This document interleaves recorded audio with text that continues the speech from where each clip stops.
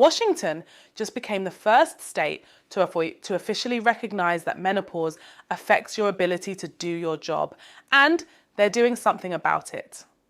We're talking actual workplace accommodations, not just thoughts and prayers. Hi there, I'm Tony Lee, and this is Hot Flasher, your daily menopause podcast that serves up fresh news, research, and wellness tips. I've built a daily news pipeline to find the latest on women's health and menopause research. Allow me to introduce my co-host, Nikki, who handles the headlines. Take it away, Nikki. Thanks, Tony. All right, we're making some actual progress today. Washington Governor Bob Ferguson just signed an executive order that I honestly didn't think I'd see this soon. It directs state agencies to develop workplace accommodations for women going through menopause. We're talking about flexible work schedules, temperature controls, modified duties when needed. Real solutions for real problems. This matters because up until now, menopause has been this weird workplace blind spot.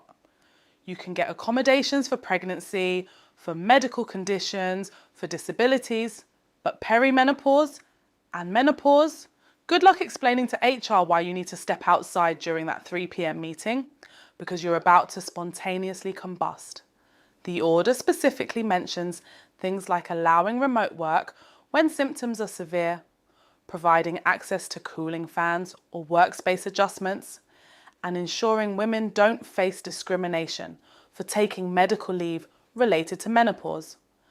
Ferguson called it common sense policy, which it is, but apparently common sense needed an executive order to make it happen.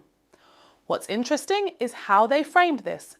The order emphasizes that supporting women through menopause isn't just about being nice. It's about keeping experienced workers in the workforce. Women in their 40s and 50s represent some of the most skilled, knowledgeable employees in any organization.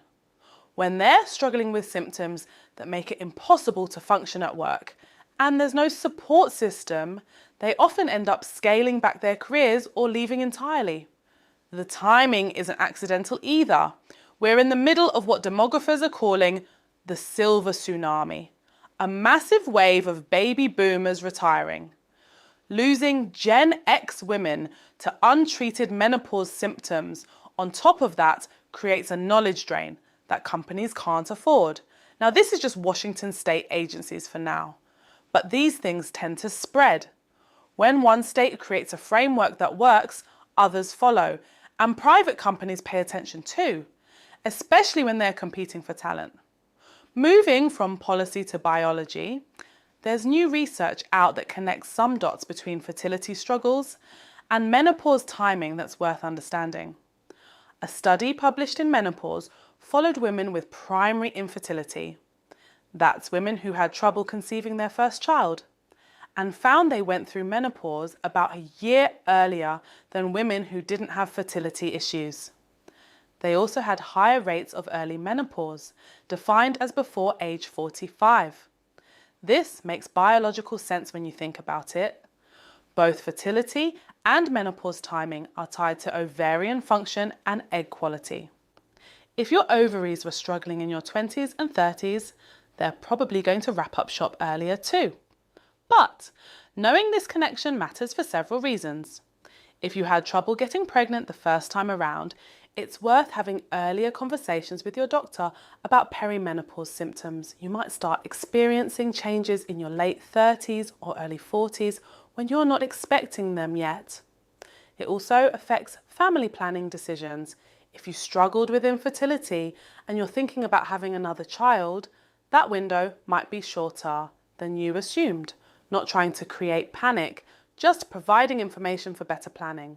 And from a health perspective, earlier menopause means earlier loss of estrogen protection, which affects everything from bone density to cardiovascular health.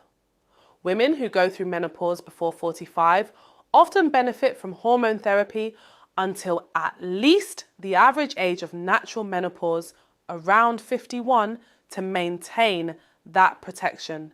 The researchers noted that this connection between infertility and early menopause held true even after accounting for other factors like age, BMI, and lifestyle factors. So it's not just that women with fertility issues happen to have other risk factors. The infertility itself seems to be a predictor. Speaking of bone density, there's another piece of research that adds a new wrinkle to why we should care about our bones after menopause. We already know that estrogen loss leads to bone loss and that osteoporosis increases fracture risk. But this new study from the National Health and Nutrition Examination Survey looked at something different. Whether bone density predicts overall mortality risk in postmenopausal women. And it does.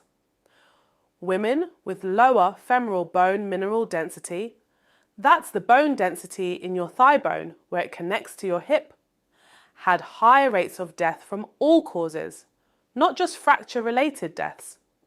This relationship was strongest in certain BMD ranges, and it held up even after accounting for other health factors. So we're not just talking about women who are sicker overall, having both low bone density and higher mortality risk. The bone density itself seems to be an independent predictor. Why would this be? Bone density might be serving as a marker for overall physiological aging and health status. Your bones are living tissue that responds to hormones, nutrients, inflammation, and physical activity. Lower bone density could reflect problems in any of these systems that also affect other aspects of health. It could also be that the same factors that protect your bones, adequate protein and calcium, weight-bearing exercise, sufficient vitamin D, healthy hormone levels, also protect against other age-related diseases. What this research suggests is that bone density screening might be useful for more than just fracture prevention. It might help identify women who would benefit from more intensive overall health monitoring and intervention. The practical takeaway isn't complicated though. The things that build and maintain bone density are the same things that support overall health as we age. Resistance training, adequate protein, weight-bearing exercise, maintaining muscle mass, getting enough calcium and vitamin D. None of this is revolutionary, but maybe framing bone health as longevity strategy rather than just fracture prevention gives it more urgency. Research like this also reinforces why the conversation about hormone therapy keeps evolving. Estrogen is one of the most powerful protectors of bone density we have, and if bone density predicts overall mortality risk, that's another factor to weigh when making decisions about menopause management. It's fascinating how these pieces connect. Workplace policies that recognise menopause as a legitimate health issue, research that helps us predict who might need earlier intervention, and studies that expand our understanding of what's at stake health-wise. Makes you wonder what else we'll figure out once we start taking this transition seriously. Thanks for listening to Hot Flasher. We're back tomorrow with more, so don't forget to subscribe. See you tomorrow.